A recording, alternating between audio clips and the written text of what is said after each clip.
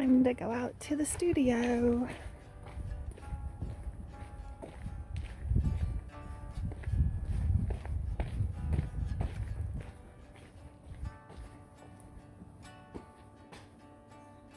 Welcome to my art studio. Hi everyone, I'm Karla with Karla K Art and welcome to my art studio. I'm an artist that specializes in hand-painted silk. Today's video is going to be a demonstration on how I made this hand-painted silk orchid piece. This is going to be a silk wall hanging, and when it's all done, after it's been steamed and pressed and washed and everything, it'll be available for sale in my Etsy store, Karla K Art.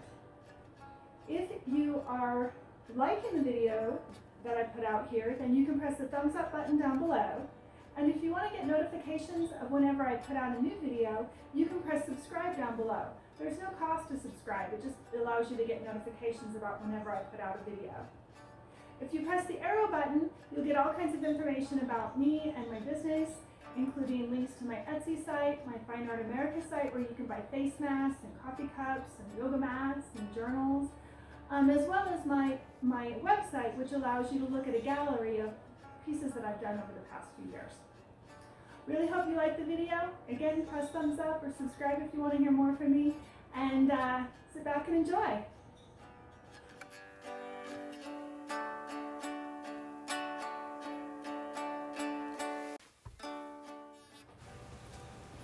Here I am applying the black resist to the silk. The resist is a substance that repels or contains the dye, depending on how you look at it, to keep it from spreading on your piece. And it's a tool that a lot of silk painters use to help define the design of their artwork. Resist comes in different colors. And some of the resist, water-soluble resist, you can actually add colors to make your own colored resist. I'm continuing to draw resist lines, outlining the areas of the stems of the orchids and outline the flowers of the orchids themselves.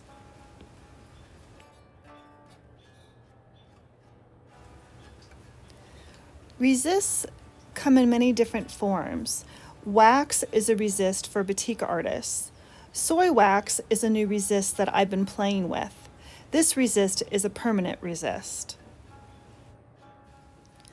I don't want the resist to smear, and until it dries, it's easy to smear it. So I have to move the piece around to make the lines easy to access to draw.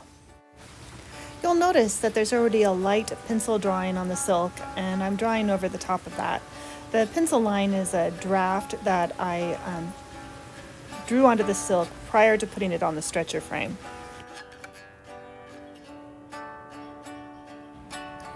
I continue to have to move the piece around to make the pencil line areas easy to access to draw the resist lines without smearing any of the lines. The resist takes about 15 minutes to dry once I've laid it down on the fabric. I vary the width of the lines by how much pressure I do or do not apply on the plastic applicator. That's how I get different size resist lines. I use a relatively large applicator nib head. It's actually a mechanical pencil head top. And I use a relatively large one so that it doesn't get clogged as easily with the resist. You can see me wiping off the top of the nib head often, and that's to keep the resist from accumulating on the top.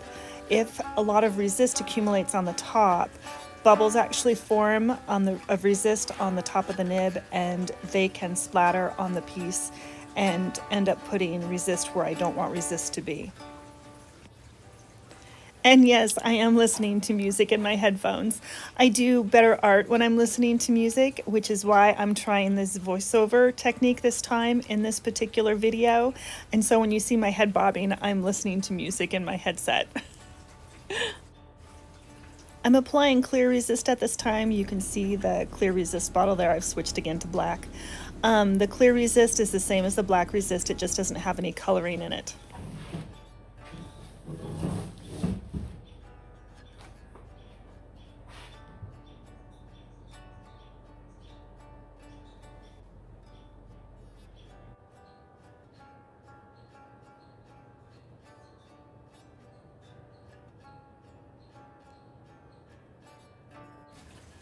I'm now applying the white inner lines of the leaf with clear resist.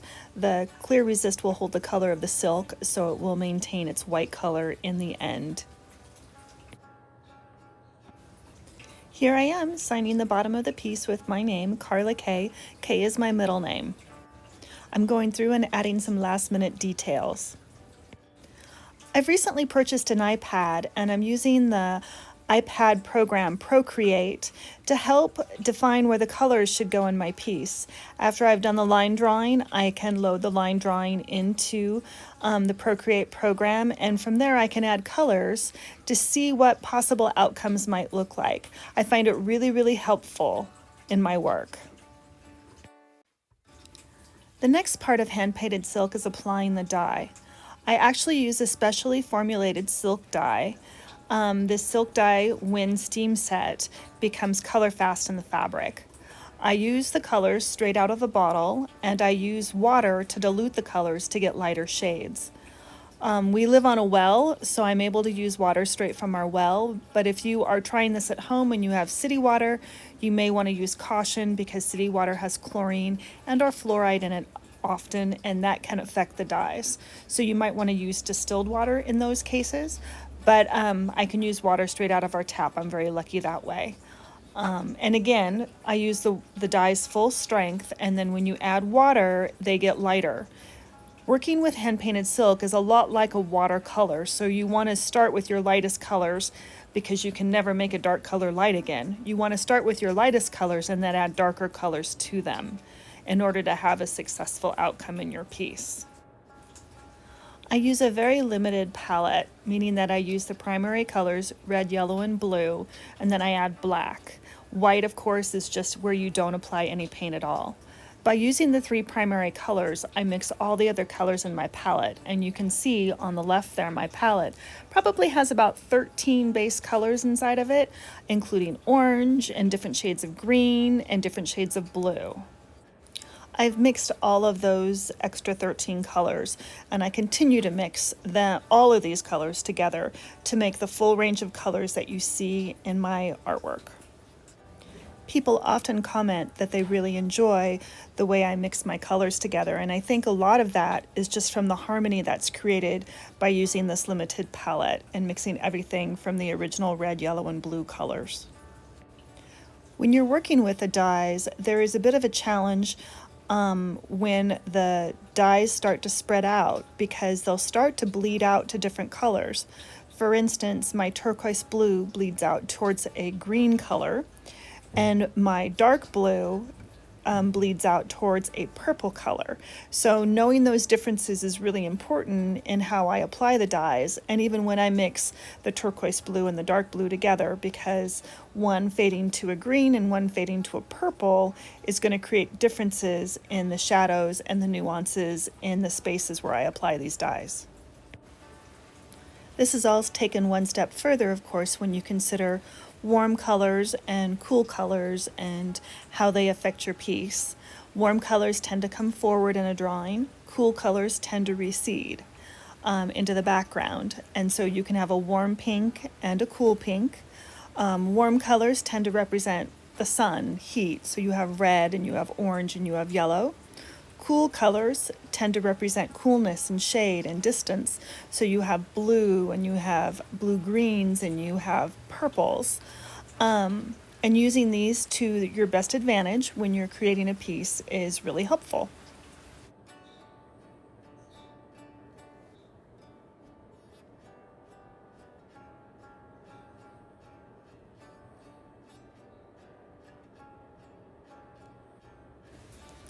Here I am adding some purple to my palette, and the purple is actually going to be put in the area where the two petals are overlapped, which would create a darker red, and in this particular piece I'm exaggerating that by making it a purple color.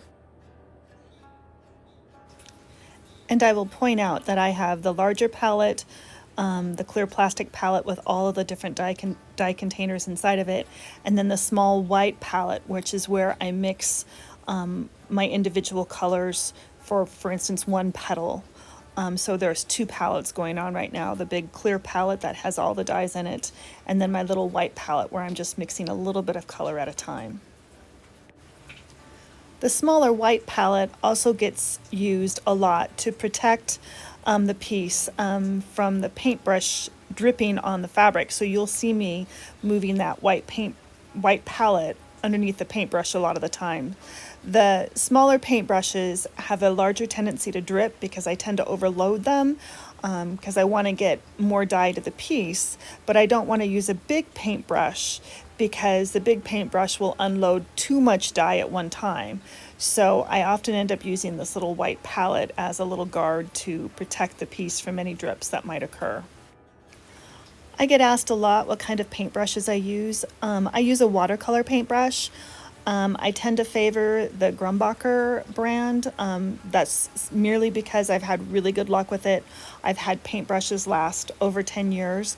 I take very good care of my paintbrushes. I wash them out after each use and I store them in such a way that the water all dries out of them. And just take really good care of them. They tend to be very expensive, or at least expensive to me. I mean, paintbrushes for me start at usually $16 to $18.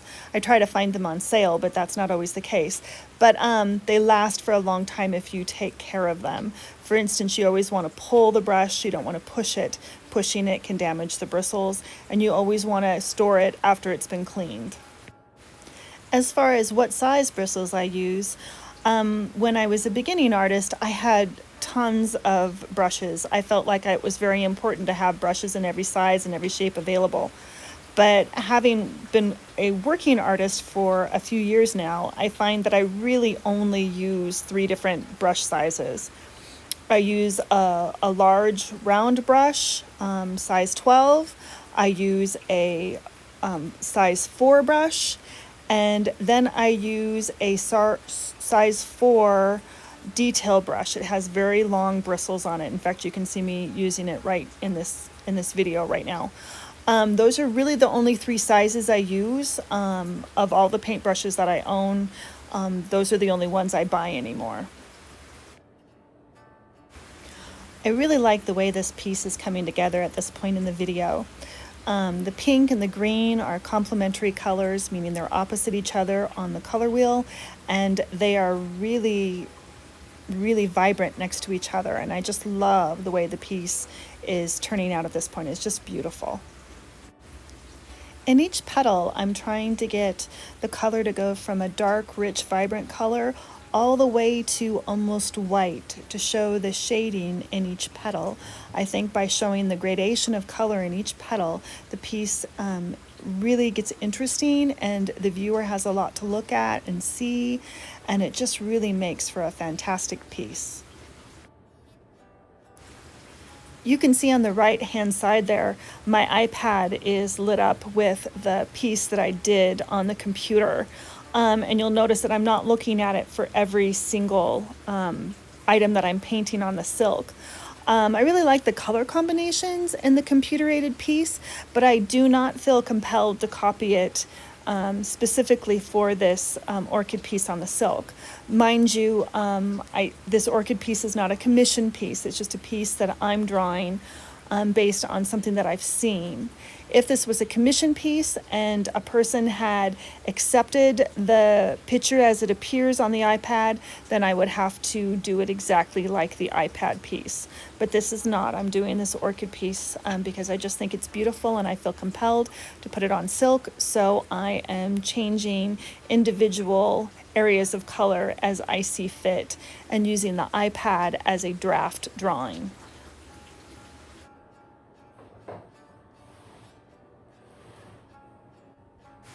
I feel I should tell you that I'm doing this voiceover the day after I finish this piece, and it happens to be pouring down rain outside, and I'm out on the porch, and we have a metal roof, so you're getting the full acoustics of the rain on our metal roof right now. I'm starting to fill in some round shapes. They're meant to be rock type shapes at the bottom of the piece, and I'm starting to fill in the background. The rocks were outlined with a clear resist, which is why you can't see any lines like you could see the black lines that are there. The clear resist can get very difficult to see actually on the silk because it turns the same color as the silk, and all you can see is a little bit of a hazy line, which is kind of obvious on the left side of the piece. If you look down it, you can see little heart-like shapes. They're actually meant to be petals, which are hazily outlined, and that's the clear resist, what it looks like when it dries on the white silk fabric. I'll point out that I'm using the largest brush in my arsenal of brushes here. This is the large 12 brush. Now, when I'm doing a whole area of background, I will employ a sponge brush, generally speaking 1 to 2 inches wide, depending on how much background space I have. But for instance, in this particular piece, I don't have any background spaces that are large enough that a sponge brush will work. I will end up using this same large brush to fill in the background spaces. So here's what the background looked like on my iPad, but I'm not going to do it nearly that complex on the silk. I prefer it to look a little more simple. So I'm employing the orange color, and I'm going to lighten the orange color up to a yellow in the middle of the piece, and then have it darken up again to be an orange at the other end. I really like it when there's shading over the space of the piece.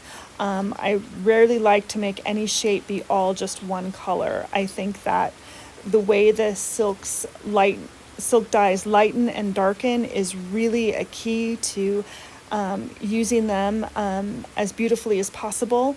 And so I like to employ the shading, the lighter and the darker parts of the dye within every space that I have in the silk piece.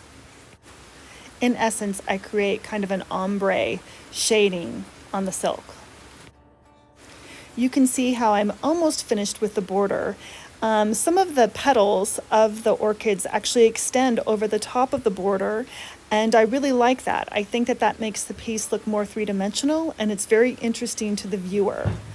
I'm turning the piece now, and I'm getting ready to consider how I'm going to color in the petals in the border, as well as color in the background areas behind the orchid flower in the center.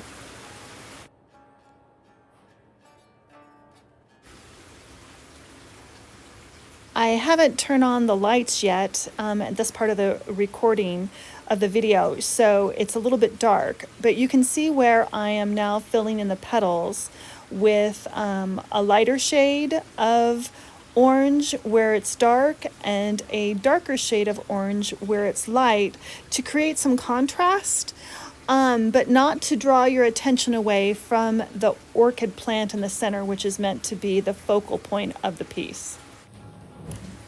And I keep turning the piece to make it so that I'm painting the area that's closest to me, so I don't have to reach across the piece so far and risk dripping dye on any areas that I do not want dye to get on.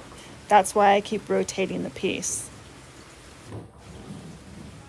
You're going to see that I'm working out of a plastic cup.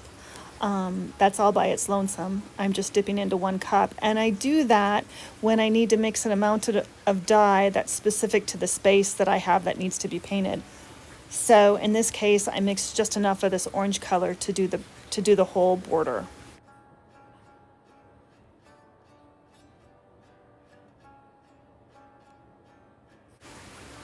I'm now getting ready to do the background behind the orchids, and I've mixed up a color specifically for that, and that's why, again, it's in a plastic cup.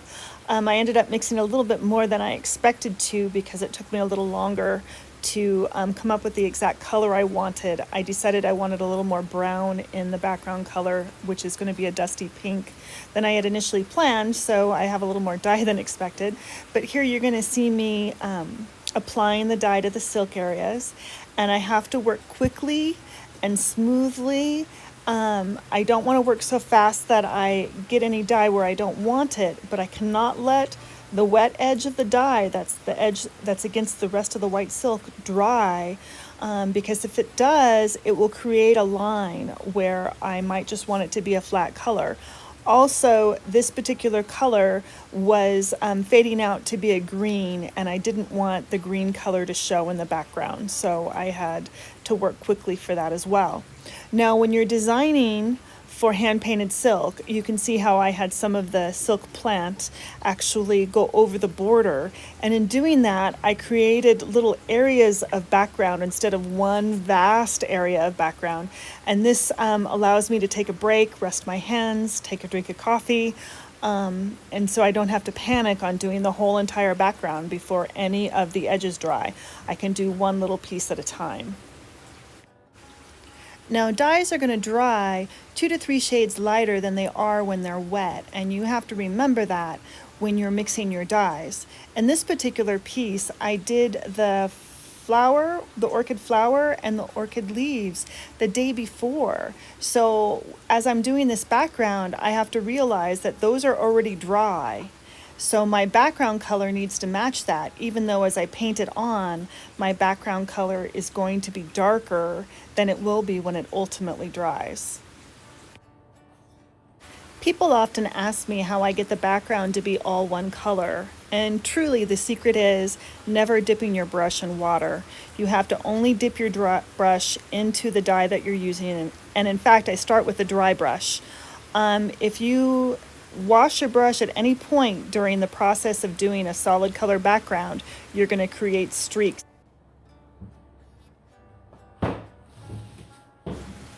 At this point, I decided to go ahead and color in some of the rocks surrounding the orange petals, and I colored them in with blue and green, and in a couple of cases more of the orange from the background, just to create some interest, but not enough to detract from the actual orchid piece. Again, I want people looking at the orchid, but I want to create an attractive background for it. So that's why I went ahead and colored in some of the rocks that surround the orange petals in the border of the piece.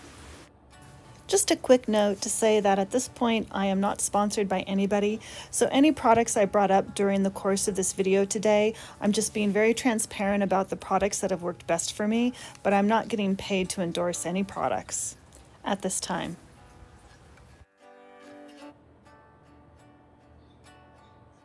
Hey everyone, I really hope you like this video of me making this orchid piece on hand-painted silk, the drawing and painting of it. If you like this video, please again press the thumbs up button down below. If you want to see more videos like this from me, please press subscribe. There's no charge to subscribe, it just allows you to get notifications about whenever I put out a video. And there's an arrow button if you want to find out more about me and my artwork and or how to purchase anything. There are links down below to my Etsy site where I sell originals and Giclees. There's a link to my Fine Art America site where they sell prints of my work on everything from coffee cups to yoga mats to bath towels to, oh my gosh, shower curtains to anything. And there's also a link to my website where I have a gallery of all the pieces that I've done they're all displayed there so you can see what I've done in the past. And of course, if you like my Facebook page or my Instagram page or my Pinterest page, you'll get to see all of my most current works as I put them out.